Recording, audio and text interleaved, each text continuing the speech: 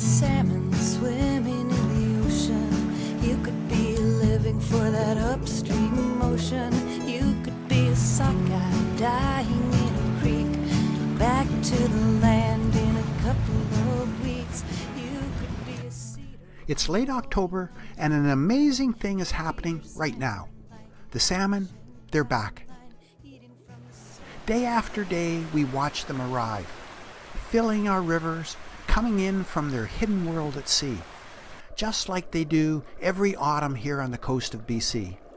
We wait for them all year, and then as the winter rains arrive, so do they. So who are these salmon? They're chum salmon, one of 5 different Pacific salmon species on our northwest coast. There is the prize-fighting coho salmon, the giant Chinook salmon, the lake-loving sockeye salmon, and the abundant pink salmon. But it's chum salmon that are the familiar salmon to so many of us. We know them well.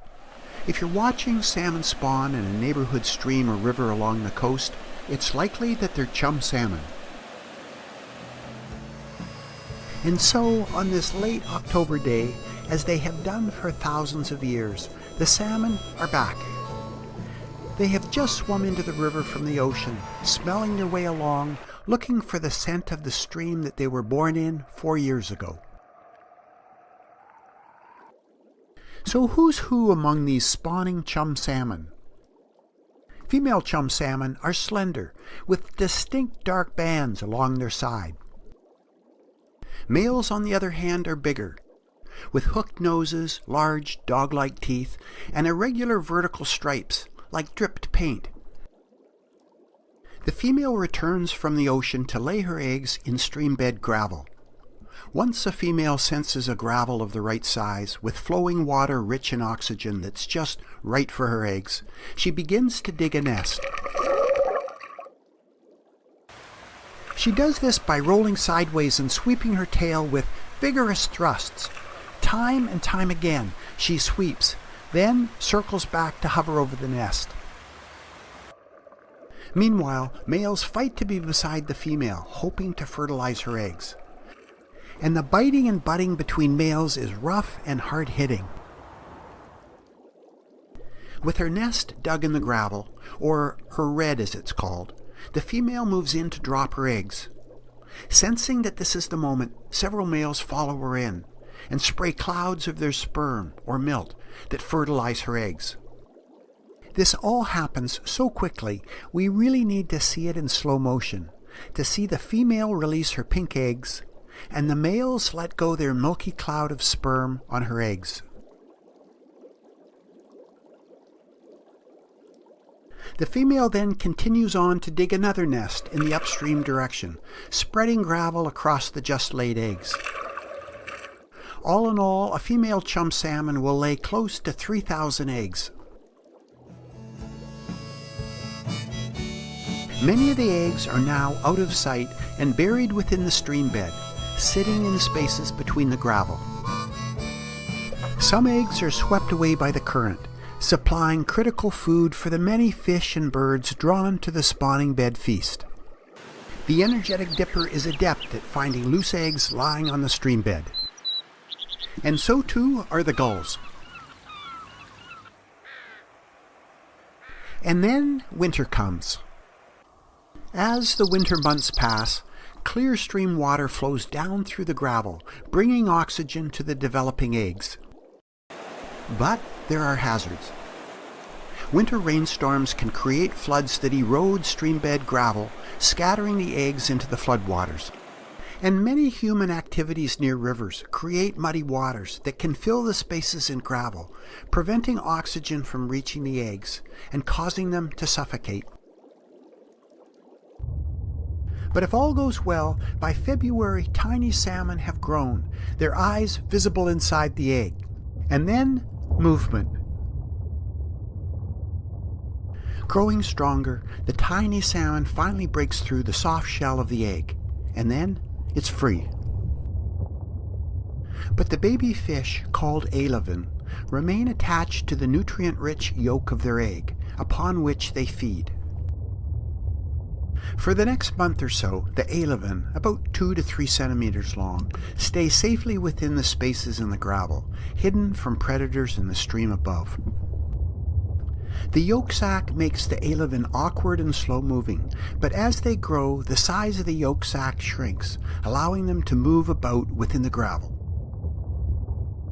Once the yolk sac is largely gone, the young salmon emerge from the gravel to look for food, hunting under the cover of night for bits of organic debris that float in the stream.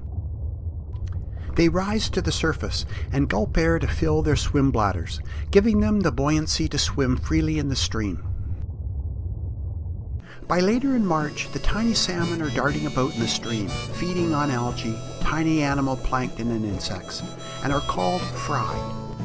The fry of most Pacific salmon species develop dark bars on their skin to help them blend into the shadows so that it's harder for predators to see them, such as the swift trout, the energetic mink, and the patiently stalking merganser. So the salmon fry are wary, hiding in the shadows of logs and overhanging branches. The tiny salmon thrive in clear water streams, with plenty of places to hide, and shaded by overhanging trees and bushes that keep the stream water cool, and that are home to insects that fall into the waters below. By May or June, the salmon fry have grown to a length of 4 to 5 centimeters, and for many salmon species, the fry are ready to head to sea. They swim downstream to where the freshwater river meets the saltwater ocean and the rich marshes of the estuary. Here they can hide among the grass-like plants while fattening up on the rich supply of insects and invertebrates. But here too there are predators, such as the patiently stalking heron, the kingfisher that swoops down from above, and the fast-swimming cormorant. The estuary is a mixing zone of ocean and river, and an ideal place for the young, freshwater-bred salmon to adapt to salt water. As this happens, the fry's bars transform to silver, a better camouflage color for the open ocean. These juvenile ocean-going salmon are called smolts. This begins their ocean journey, which for chum salmon is 4 years, but for other species of salmon can be 2 to 5 years, at first in coastal waters and then out to the open Pacific Ocean. At sea, where salmon live most of their lives, they are bright and silver-scaled adults. Out here in the ocean, they feed on schools of smaller fish, such as herring, and abundant animal plankton, such as the tiny shrimp-like krill. After years at sea, and grown large on the rich feed in the ocean, the salmon answer a mysterious urge to return to the BC coast. And they begin their long swim home. As they arrive at the coast and swim south, in search of their home stream, adult salmon face new challenges. Large fleets of commercial fishing boats are poised to intercept them. So too are thousands of sport fishers all along the coast. Marine mammals are ready for them too, such as the salmon-eating resident killer whales that depend heavily on this annual feast of returning salmon. And sea lions also congregate along the salmon's route, feeding heavily. And closer to the river mouths, seals are standing by. Following the scent in the ocean, by early fall the salmon find their way back to the mouth of their home river. Once in the river, all salmon bodies change, and they're called spawners.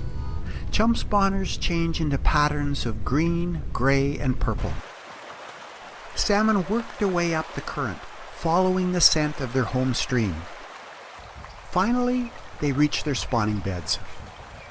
Here the female digs her nest in the gravels, and males fight for the chance to fertilize her eggs as she lays them.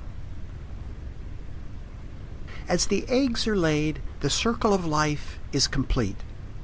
From egg to alevin, to fry, to smolt, to adult, to spawner, and now to egg again. the salmon's circle of life is complete. Of the female's thousands of eggs, only about 2 will make it back to spawn, but that's enough to keep the circle of life flowing. However, their story is not over. Salmon use the reserves of stored energy gained at sea to feed the work of nest building and mating. Once in the streams, they don't eat, and quickly they grow weaker. Here too on the spawning beds, salmon have predators. There are bears looking for fresh salmon to eat, to fatten up for their long winter hibernations to come. And there are energetic otters on the hunt. The spawning salmon provide a great wealth of feeding for many in the preparation for the long, lean winter to come. It is bittersweet that the salmon come home to create life and then so quickly die. Within a week or 2 of spawning, their energy spent, both male and female are dead. But their dying in turn feeds other life. Eagles gather along streams to feed on the dead salmon. Scavengers are everywhere. The nutrients contained in each salmon are gained far and wide in the Pacific Ocean. When salmon return home and die, these nutrients are released, fertilizing our streams. And when bear and otter carry the salmon into the nearby trees, the nutrients are carried there too, fertilizing forest life. And other small animals and insects and birds come to dine on these forest salmon, and the nutrients are spread out further and further. Our forests are truly salmon forests, where trees and plants and the entire forest web of life are enriched with ocean nutrients delivered by the salmon. So the salmon live on. And these nutrients feed algae and bugs in the stream and forest that will be there to feed the young salmon fry when they rise from the stream gravels next spring. And so it is that the salmon's circle of life continues on. Around and around and around. You could be a salmon swimming in the ocean. You could be living for that upstream motion. You could be a sockeye dying in a creek, back to the land in a couple of weeks. You could be a cedar growing on the shoreline, every year salmon like an ancient timeline, eating from the soil, drinking up the rain, standing through the seasons time and again.